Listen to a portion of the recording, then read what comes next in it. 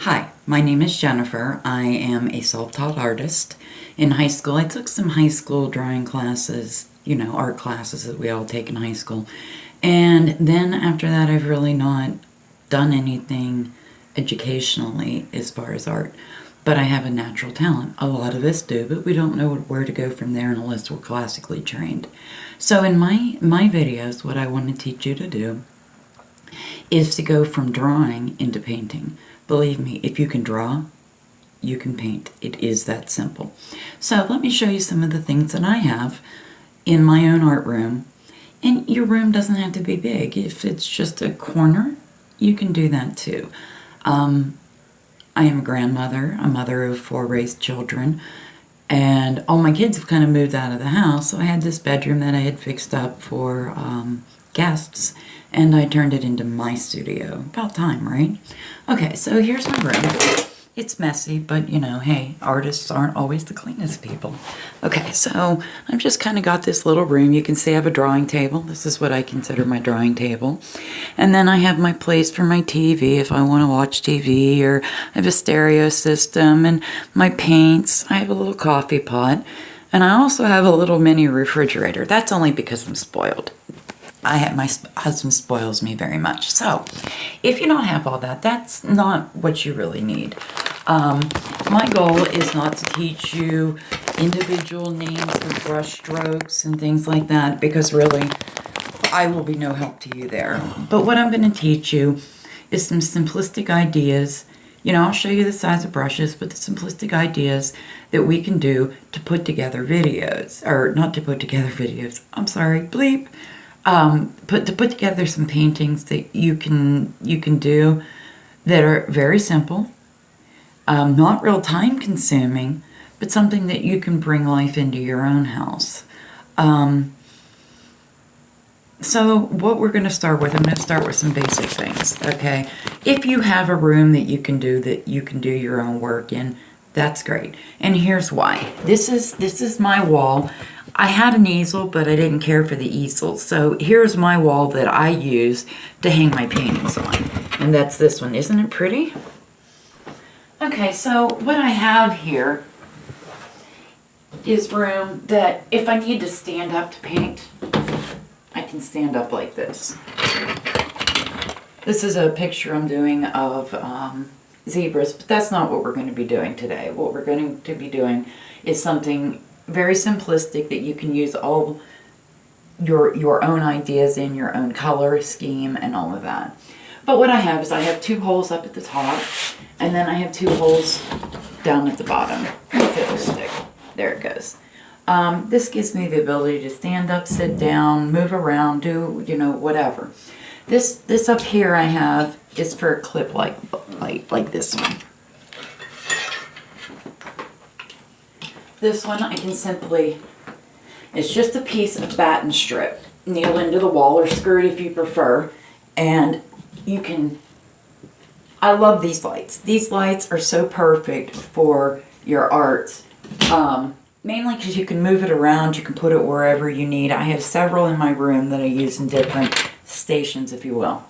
So this light shines down, and it gives you the ability to see things, really clear, and when you're working on your painting, it's bright enough. But that's not the light usually that's going to be on your painting. So if it's bright enough and you can see all the little details, when you turn off the light, it gets a little darker, and everything's where it's supposed to be, primarily. Okay, now with all of that said and how I have my board set up, I have brushes. My brushes are over here. I separate my brushes into small and large, and here's why. Whoops.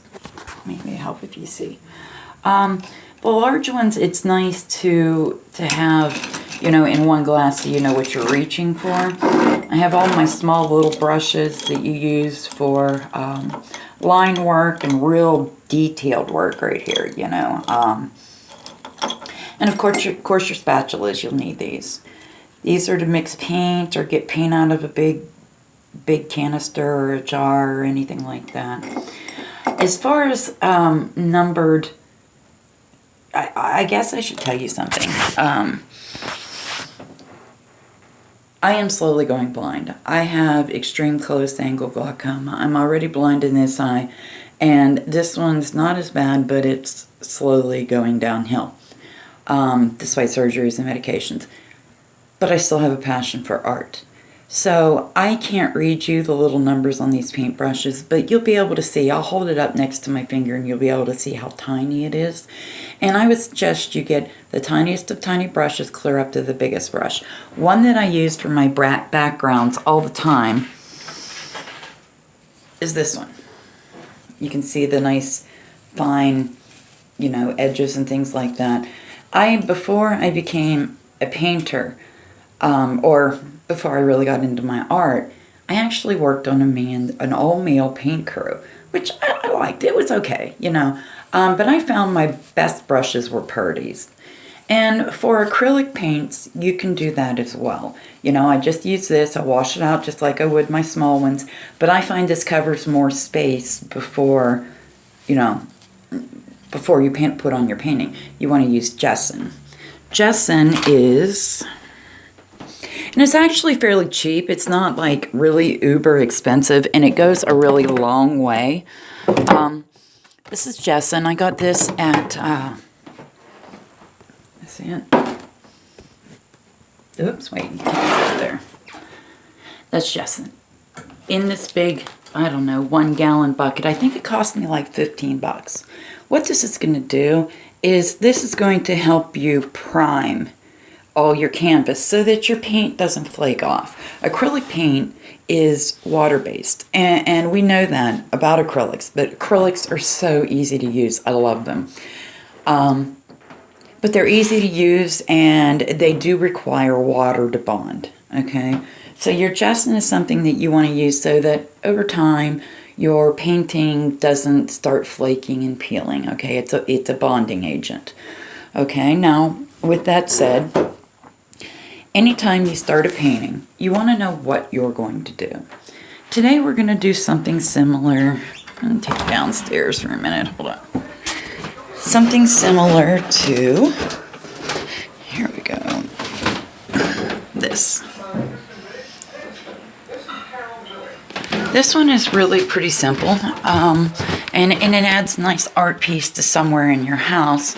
I'm doing this one for my daughter. My daughter's 20, oh God, she was born in 93. She'll be 23 this year. She really wanted that because that is a saying, the only mistake you make is the one you'll learn from, is something that over and over and over I repeated to my kids. I wanted them to know that we're not perfect and that we all do make mistakes. And it's important to learn from them. Anyway, that's not really the important part here. The important part is, how are we going to start this? Well, for my birthday, my husband went out and bought me a lot of canvases, and Michaels. Wow, Michaels had a killer sale. All their #1 canvases were 70% off. Now, again, I am not a classic artist. I'm not selling my paintings at this point. I hope to, but I'm not there yet. So what I bought was this 30 by 40 #1 level 1 canvas, and I think I got this for like $6. I mean, it was crazy what I paid for it. It was very, very cheap. But I'm going to do this big one for her, and I think today we'll do it in clouds. I don't necessarily, and I want to teach you how to do clouds. Clouds are nice. They're really universal. They take like 5 colors, 6 colors to do the entire background. So, paints. Honestly, the best kind that you can get, retail-wise, I think is the Basics. The Basics is thicker. If you go to Michael's, which is where I do all of my art shopping, there are 2 choices. You can get the Basics. Again, that's the Basics. And you can get Artist Loft. Artist Loft, I think they're thinner. Your choice. Honestly, I went cheap to learn. I will step up, and graduate to more expensive ones, and maybe you can join me on that journey. So there's the Artist Lofts and the Basics, like I said. I have several different colors, but for today's painting, we're going to need white, titanium white. Now this is nice. This is $14.95 at Michael's. It is, oh, I don't have my glasses on. I think it's, yeah, it's 16.91 fluid ounces. This is, I think it's $15.95 or $14.95.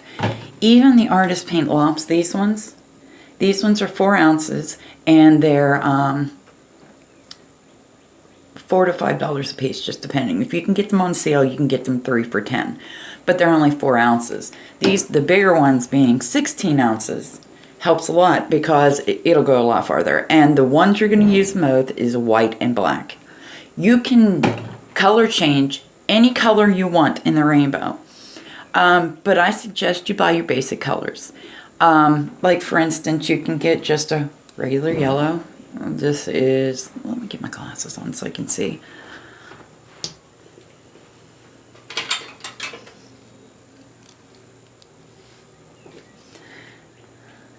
Cadmium yellow.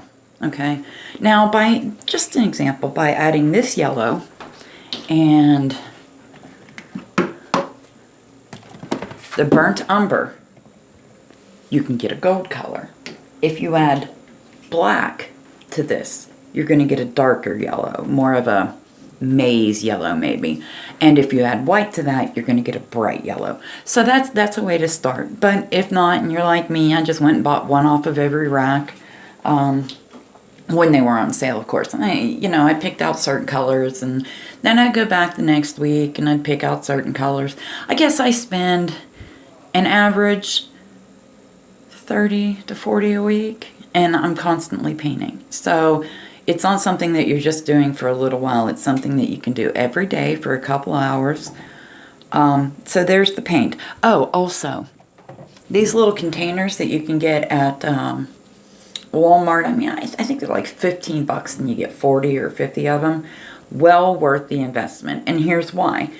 You can take these little containers and you can mix your own colored paint in them. That way, if you're mixing on a palette, you only have that little bit. But what if you have to redo something over again and you need that color? Or, for example, this large one that I'm doing, I had this gray that I was using throughout. Well, I didn't think about it, and I got down lower, and my grays don't match. So it's something I'm going to have to go back over and redo. But had I mixed that, I would have still had some more. So those are some important things to start out with. Okay, so we're going to start on this today, and I'm going to show you how to do that. Okay, so let's see here.